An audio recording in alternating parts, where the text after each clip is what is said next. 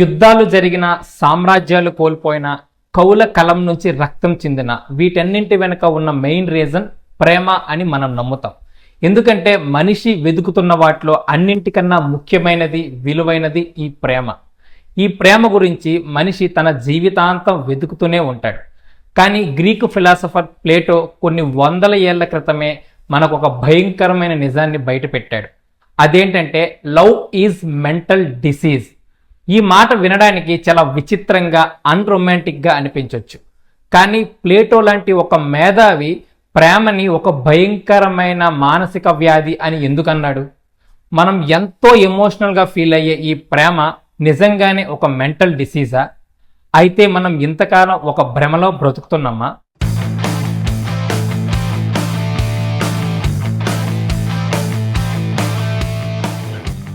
Hi friends, ఎలా ఉన్నారు? ఇంతకీ ఈ సొసైటీ మనకి ప్రేమ గురించి ఏం చెప్పిందంటే, ప్రేమ అంటే త్యాగం, అనురాగం, ఒకరి గురించి ఒకరు బ్రతకడం, ఒకరి కళ్ళల్లో ఇంకొకరు ప్రపంచాన్ని చూసుకోవడం. వీటన్నింటినీ మనం సినిమాల్లో, నవల్లో చూస్తున్న రొమాంటిక్ డెఫినేషన్స్. కానీ నిజానికి ప్రేమ అంటే ఒక పర్సన్ మీద మనకున్న విపరీతమైన డామినెన్స్. అంటే మన ఇన్సెక్యూరిటీ ఫీలింగ్స్ని, మన ఒంటరితనాన్ని కప్పిపుచ్చుకోవడానికి అవతల పర్సన్తో మనం కూర్చుకున్న కెమికల్ డీలింగ్ మాత్రమే ఈ ప్రేమ. అందుకే కొన్ని ఏళ్ల క్రితమే ప్లేటో ఈ భయంకరమైన నిజాన్ని బయటపెట్టాడు. ఇప్పుడు ఒక పర్సన్ని మనం లవ్ చేస్తున్నాం అంటే నిజానికి ఆ పర్సన్ని మనం లవ్ చేసినట్టు కాదు. ఆ పర్సన్ మన లైఫ్లో ఉండడం వల్ల మనకు వచ్చే ఆ సెక్యూరిటీని మనం లవ్ చేస్తున్నాం. అసలు ఈ ప్రేమ అనేది ఎంత భయంకరంగా ఉంటుందంటే ఒక్కొక్క స్టేజ్లో మనల్ని ఒక్కొక్కలాగా వణికిస్తుంది.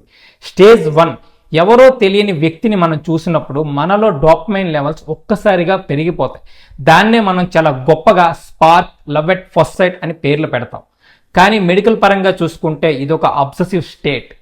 స్టేజ్ 2, భ్రమ. ఆ పర్సన్ లేకుండా నేను బ్రతకలేను, ఆ పర్సన్ నా పక్కన లేకపోతే నాకు రోజు గడవదు అని మనకి మనమే క్రియేట్ చేసుకుంటున్నాం. ఇక్కడ లాజిక్ అనేది పూర్తిగా చచ్చిపోద్ది.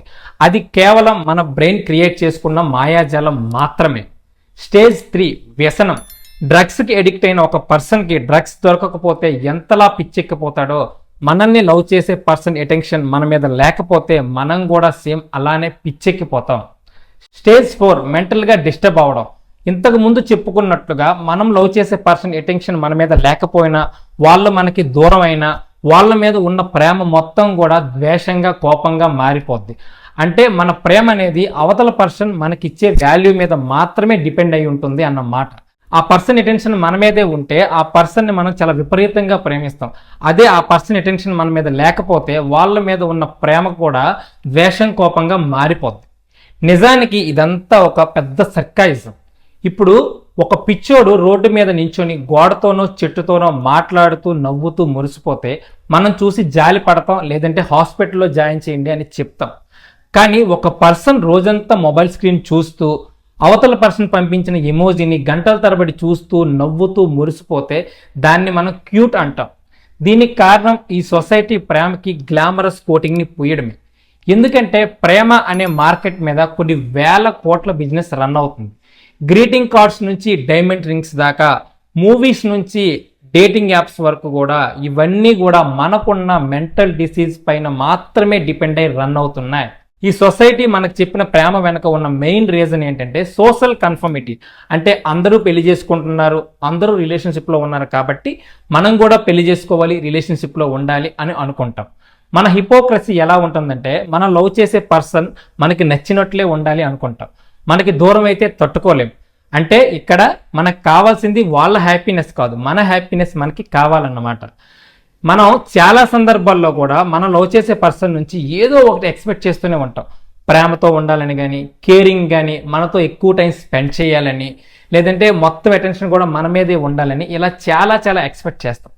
ఇవేవి కూడా అవతల పర్సన్స్లో లేకపోతే వాళ్ళని మనం ఎలాగో ప్రేమించం. ఎలాంటి ఎమోషన్స్, ఎలాంటి ఫీలింగ్స్ వాళ్ళ మీద ఉండవు. అప్పుడు వాళ్ళ మీద ఉన్న ప్రేమ మొత్తం కూడా కోపంగా, ద్వేషంగా మారిపోతుంది. సో ఇక్కడ ప్రేమ ఎక్కడ ఉంది? అంత ద్వేషమే కదా ఉంది. ఇంకా క్లియర్గా చెప్పాలంటే మన అవసరాలని తీర్చే ఒక అద్దం కోసం మనం తాపత్రయం పడేదాన్నే ప్రేమ అంటారు. కానీ చాలామంది దీన్ని ఒప్పుకోరు. ఎందుకంటే నా పార్ట్నర్ అలాంటి వాడు కాదు, మాది చాలా గ్రేట్ బాండింగ్, మాది చాలా స్ట్రాంగ్ రిలేషన్షిప్ అని అంటారు. కానీ నిజానికి ఇది ఒక వ్యసనం. కొంతమందికి డబ్బు అంటే వ్యసనం, ఇంకొందరికి పదవులంటే వ్యసనం, అధికారం అంటే వ్యసనం. అలాగే మెజారిటీ ఆఫ్ పీపుల్కి ప్రేమ కూడా ఒక వ్యసనం లాంటిదే. మన భయాన్ని, మన ఒంటరితనాన్ని మనం తట్టుకోలేక మనం తోడు కోరుకుంటూ మన అవసరాల్ని తీర్చుకోవడానికి మనం పడే తాపత్రయాన్ని ప్రేమ అంటాము. సో అందుకే కొన్ని ఏళ్ల క్రితమే ప్లేటో ఈ భయంకరమైన నిజాన్ని చెప్పాడు. The love is a serious mental disease అని చాలా క్లియర్గా చెప్పాడు. ఈ వీడియో మీకు నచ్చితే please like, share, subscribe. Thank you for watching this video.